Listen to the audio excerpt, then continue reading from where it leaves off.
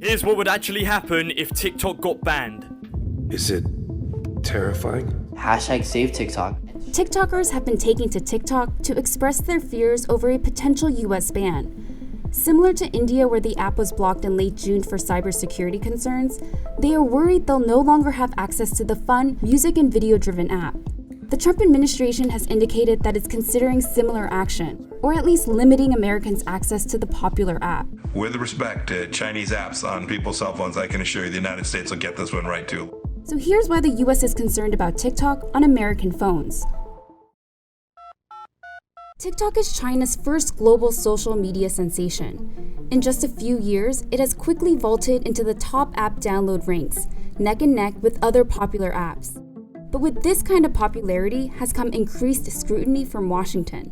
TikTok collect everything from the device you're using to access the app, your IP address, the messages exchanged with other users on the TikTok app itself. And to be very honest, that is not very different from what Facebook, YouTube, Twitter, and other social media apps are collecting. The difference with TikTok is its ownership. Its parent company is ByteDance, which is based in Beijing. TikTok doesn't have a headquarters, although its CEO sits in Los Angeles.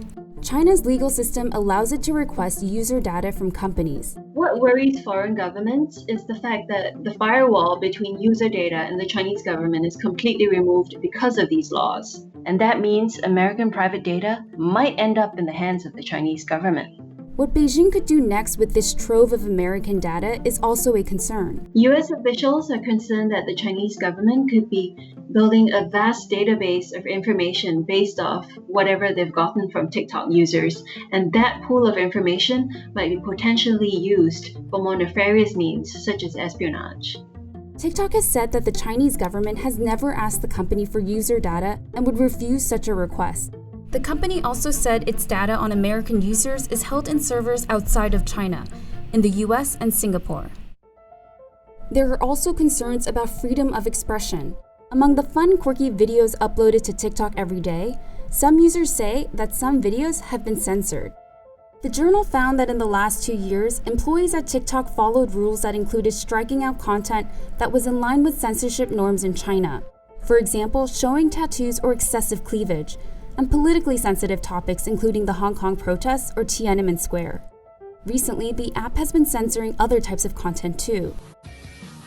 We found one US user who said she was banned from her account because she had kissed her girlfriend on the cheek. And this happened during a live stream on TikTok.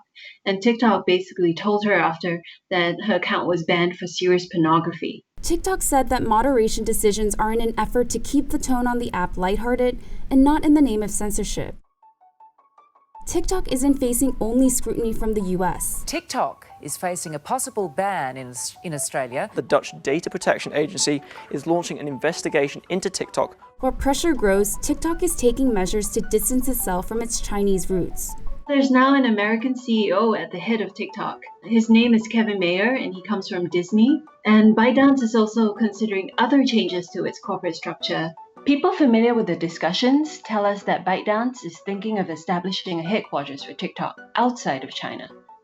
As the US and China clash over coronavirus, citizens' rights in Hong Kong and Xinjiang, the South China Sea, and trade, tech has become a major sticking point. And after Huawei and ZTE, TikTok has become the latest giant to be threatened by the US government.